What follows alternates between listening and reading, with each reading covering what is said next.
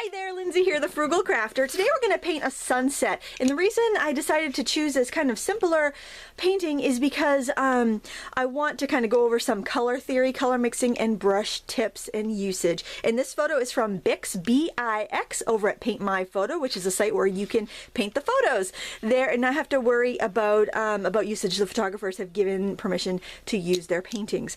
And I'll put a link below to that photograph so you can find it for yourself. So I've got here a few brushes that I like to use a lot. I can pretty much do most of my paintings with just like a number 8 round or a number 10 round. This is a number 8 by Royal.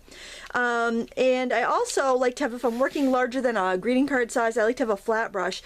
And wash brushes can be a couple different things. You've got your flat washes. This is a 1-inch flat, a Royal Majestic. This is a 1-inch flat watercolor round by Royal. So, I mean, sorry, this is 3/4 and that's an inch. So an inch is significantly bigger when you have them side by side, but you don't really need both. I would probably go a little bigger if you have to pick. I would go with a larger size. But one size I really like, and what I would probably even use over just a plain flat, would be an angular. I find these to be super convenient because it's really easy to blend and to side load with this because you have that little point. It's easier to get in and do some details. So this would be my favorite wash, would be an angled wash. But of course you can get by with a plain one, with just a flat wash. Completely up to you. I prefer an angled one.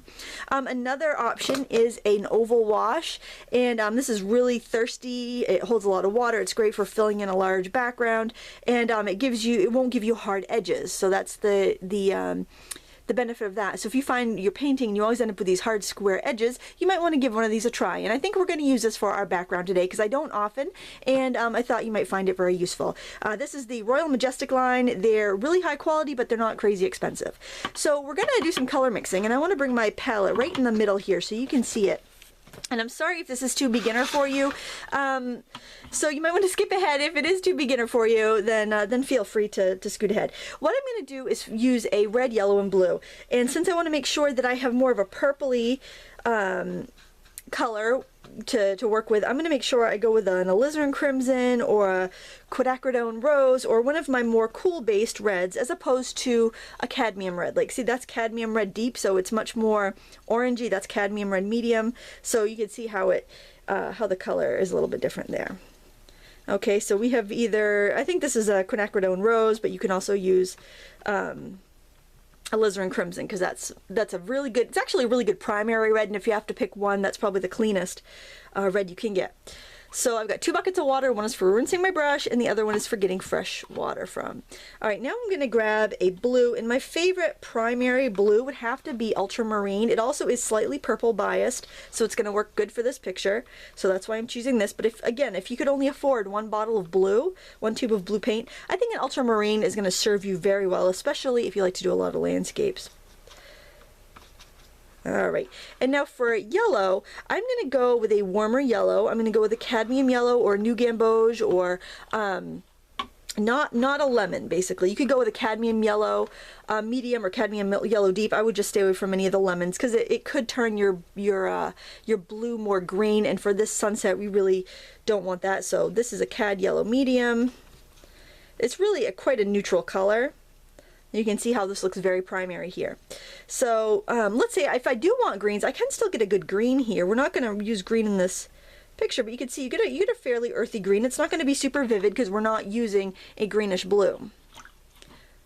I hope you're enjoying the color theory. I know it's going to be really kind of beginner and basic to some of you, but I know some of you guys have struggled with this. Alright, but I'm going to be able to make a really lovely purple with my red and blue here.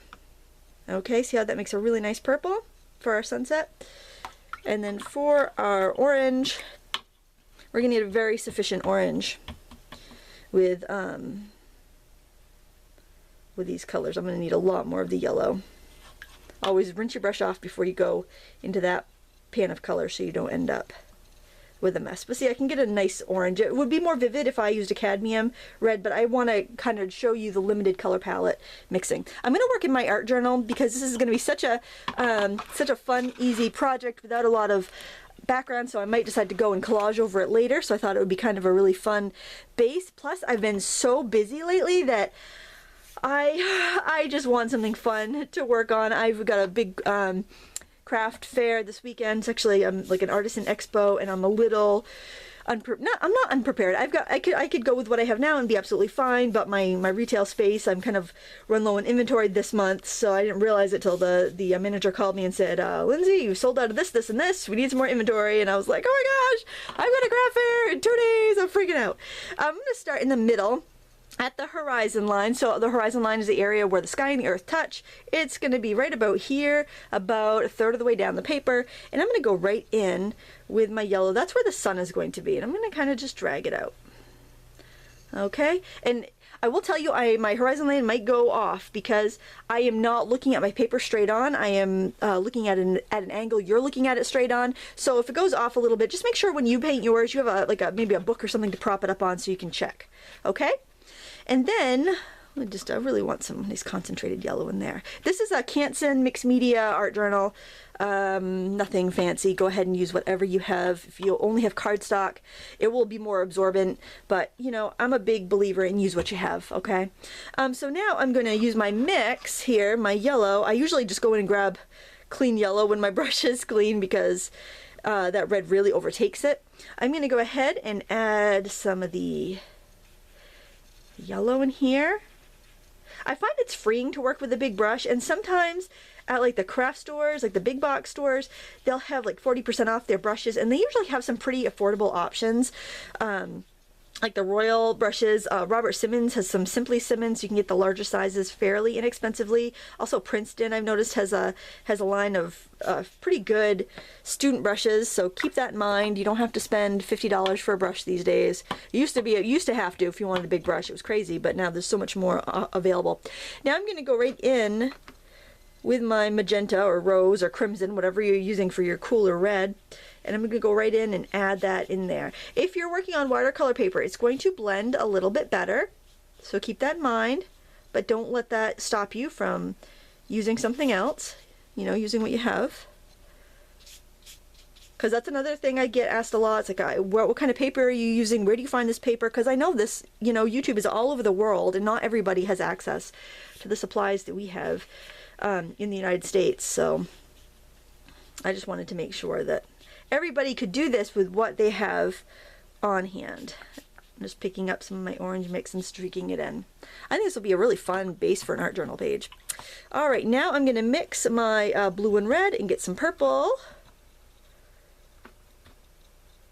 Love ultramarine. I find that it's such a useful, I think probably because I live in the Northeast, so we kind of have colors. Everything seems to have an ultramarine blue kind of color to it. It's kind of, you know, less vivid, vibrant blue. If you live somewhere tropical like the Caribbean, you'd have these more turquoisey colors.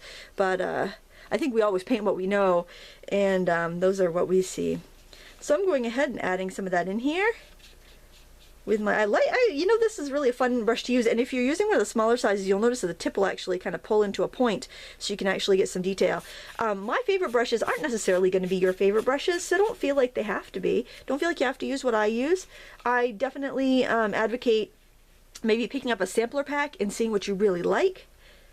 Sometimes I feel like when I paint a sunset, it's like the same sunset every time. It's like Lindsay's generic sunset. Have I done 5 videos on this already? I probably have, probably in just different sizes that are slightly different. That's alright. Okay, what I'm going to do is pause it and hit this with my hair dryer so it can dry, and we'll be back and we will finish this up. Okay, now something I kind of forgot to do earlier, I would like to make the sun area brighter like it is here on the picture, which means I need to lift back to the white of the paper. I'm not sure if it's really going to be possible on this mixed media paper, but I'm going to try. And when I want to lift, rather than damage my watercolor brush, I'll go in with like an oil painter's hog bristle brush, and I'll go in there and just kind of scrub the surface, and it will loosen the pigment, and then I can blot. Never rub with a paper towel, just blot. And look at that, I was able to lift off that bright white for the sun. So if you're using just regular paper, regular cardstock, you might start to get what looks like little balls of paper on there. That's called pilling. If that happens, you know what? If you have some white paint, go ahead and you can go right in and paint with white. There wouldn't be a traditional watercolor, but you know, if you're painting on cardstock, you're painting on something that just is not letting you do what you want to do, you know, do what you have to do. Don't worry about it. Don't worry about the rules. Have fun and enjoy what you're doing. So there, I've lifted out that light spot. Now, so that's another tip for you. Have like a cheap hog brush in your arsenal so you can lift up mistakes as they happen. I think I'll also lift up a little bit of white in here, just for a little bit of a glow in the water. There. Don't have to go crazy with it, just a little bit. There, so you learned a little trick. You can do that with clouds too. I usually try to lift off my clouds while the paint is still wet with like a paper towel, but you can do it either way. Now we're going to mix a black, and you're probably thinking, well, every set of watercolors I ever had came with a bottle of black, Lindsay. Why do I want to bother with that? Well, if we use black ink or if we use black watercolor paint, it'll probably look all right, but it's going to look a lot more natural if we mix it ourselves. So what I like to do is start, and I'll use a smaller brush because, and actually, you know what? Probably be a better idea to use this brush here because it's not going to pick up too much water and it will really aggressively grab paint. So what I'm going to do is start with my darkest color, which is my Ultramarine Blue. And I'm not going to get like a pitch black. I'm going to end up with like kind of a gray color, but it's going to look realistic. It's going to look like it belongs. So you want to just have enough water in there so that you can pick up quite a bit of paint. So see how much I'm putting in there? It's almost like the consistency of whole milk, so it's not really watery. And I think that's where people get in trouble when they're mixing, is that they get the paint too wet. So I just want to use enough, you know, moisture to be able to pick up the paint. All right, I'm just kind of trying to scrape off as much of the paint as I can before I rinse. And then I'm going to go in with the red, because that's what we're going to use the most of, would be the red and the blue. Okay, so purple is kind of what we're going to go for, and then to kind of knock down the purple, we'll add a little bit of yellow. And then we will probably have to adjust as we go. See how nice and dark that is already? So that's kind of like a really, really dark purple. All right, and I want to make sure that I'm just getting color and not a lot of water here with this yellow. Okay, so it's starting to go brown. And the yellow is actually quite opaque, so so we have to, it is kind of overtaking. So now we need more blue and we need more red. Actually, if you look right there, it almost looks a little green. That green tells me I need more red. So I'm adding what's on the opposite of the color wheel. So if I was looking at a color wheel and we had green, red would be the opposite. And this is going to make it tint a little to the orange side. And if it's a little orange, I know I go on the opposite of the color wheel from orange, and that's blue. So I'm going to go back in here and get more blue. I'm just going to try to not have to rinse my brush off every time. So here you can see it's really getting like a dark, dark gray now. Okay. I just don't want to contaminate my blue, so I'm rinsing off each time. Hopefully this isn't shaking too much. And I'm just going to, well, I think I do need a little bit more water. I need to release a little bit more pigment there. And actually, when you're working with dry cakes of color, it's not the end of the world if you go right into the color, because it's only going to really sully up the top layer. That's the other reason I like working from cakes, because just the chance of wasting is so much less. And I like to mix up a nice big batch so that I have enough to finish my picture. Alright, there we go. We've got a pretty good, nice batch of just a dark, dark gray. Okay, so see, it's not that hard. You just don't overreact. If you get the wrong color, just go back in and try again. Okay, so now what we're going to do is we are going to put in our horizon line with the black, and it might be a little scary because we've, you know, have this lovely background, but don't worry about it. It's all going to be fine. I'm going to try to do this straight. I'm going to tip it up just a little bit because I have a hard time telling what I have, you know, how straight it is. I'm using my brush straight up and down to draw this black highlight, and the reason it looks black is because we've got that bright sun lighting everything from behind, so all we're seeing is the outlines of things in the shadows. All right, I did wet my brush before I picked up the color because I needed to make sure that my color was going to flow. And I'm going to put, there's a couple big trees here. I'm going to go ahead and put one of them in, and you could switch to a smaller brush like a dagger, because those have a lot of control, or you could just stick with your round. I'm just going to stick with a round. I want to keep this basic enough that, you know, anybody can do this with the materials that they have. Alright, I just had to get that line in there. And then we're going to have a little bit of a shadow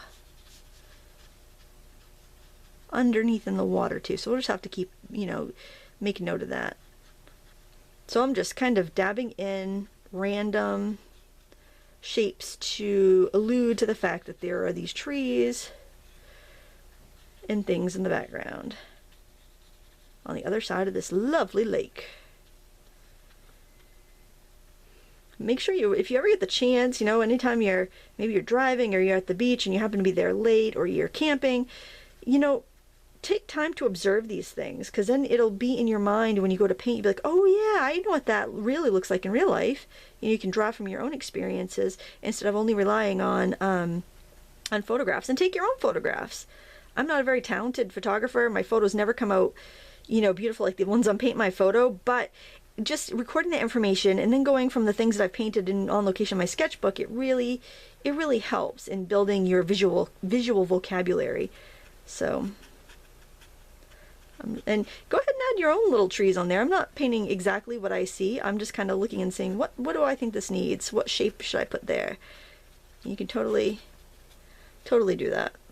And, you know, and this is a great project to try out your different brushes. So if you have some brushes that you've never used before, you know, see what kind of marks they make. Don't be shy. I love that, especially in an art journal. That's what I love about art journals, is that you don't have to worry. It's just a piece of paper. Nobody has to see it when you're done. You know, just have fun with it. All right, so now I want to put the shadows in the water. So I'm going to go ahead lightly just put some shadows in here. It's not a really deep dark shadow because there's actually like a ripple in the water. If you see here, there's that ripple going through the water there, so we can actually put that on later. I just want to get a little bit of the shadow put in there. And then sometimes what I do is I'll just grab like a fan brush and just kind of drag it. Even though it's watercolor, it's not really what you use a fan brush for typically. It will help in, you know, this instance, making your paint look a little bit more natural. And do the same thing over here to keep it really draggy.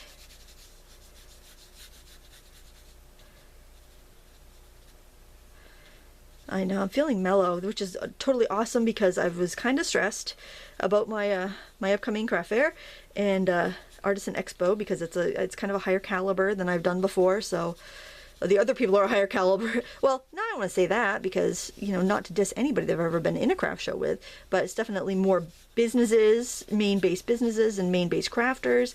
So I'm hoping that I can really hold my own against them. Not that it's a competition or anything. All right, I do want to drag in some of that purpley color that I showed you on the photo a minute ago. So I'm just grabbing off my palette, just that purple that we mixed up. I'm just kind of grabbing some of that that's left, and I'm just going to kind of drag it across. Drag a little bit over here just to show the ripple in the water.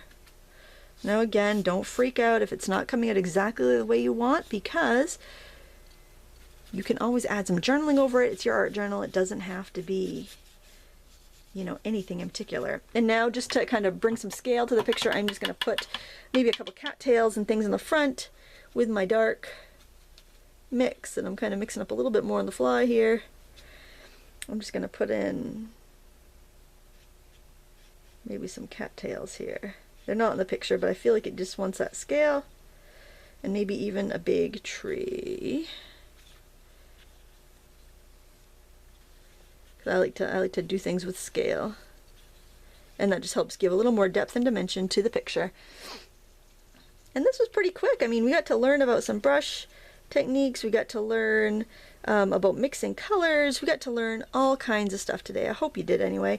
To put little cattails, I'm just going to kind of wiggle that brush on like that. And please feel free to use this tutorial to teach other people to paint if you know people that want to learn. I think sharing is caring, and rising tide lifts all boats. Please give me a thumbs up and subscribe if you enjoyed this tutorial, and do share it with your friends that also enjoy painting or that might want to learn, because you don't really need to know how to paint to do this tutorial. I want to thank you again so much for watching. There are links in the video description so you can find this tutorial, and you can also find other places that I'll be. And there you go. And I guess that's it. It's like, oh, I got 30 seconds left because my camera will shut off at 30 minutes. But I think that's all I need to say. So thank you so much for watching. Until next time, happy crafting.